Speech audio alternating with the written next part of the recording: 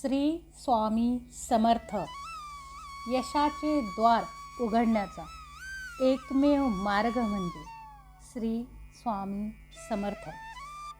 स्वामी संदेश. कोणतेही कारण असो, रागावू नका, चिडू नका, मोठ्याने बोलू नका. मन शांत ठेवा, विचार करा, नंतर अंमलबजावणी करा.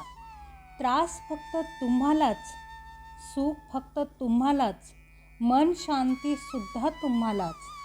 विचार ही एक विलक्षण शक्ती असून तुमचे भले करण्याचे प्रचंड सामर्थ्य तुमच्या विचारात आहे. म्हणून विचार बदला, तुमचे नशीब बदलेल. वेळ काळ कोणासाठीही थांबत नाही आणि कोणालाही थांबवता येत नाही.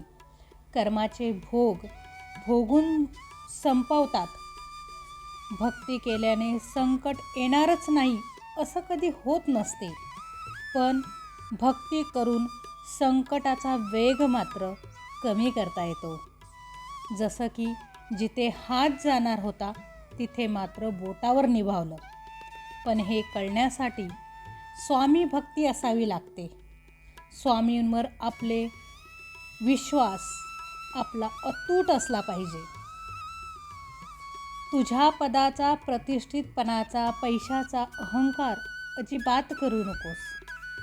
तुझ्या वाट्याला येणारे भोग आणि त्यांचे दुःख भोगल्यानंतर मी तुला नक्की जवळ करेल. लक्षात ठेव, मी तुझा हात पकडला आहे, सोडण्यासाठी नाही. फक्त मला विसरू नकोस.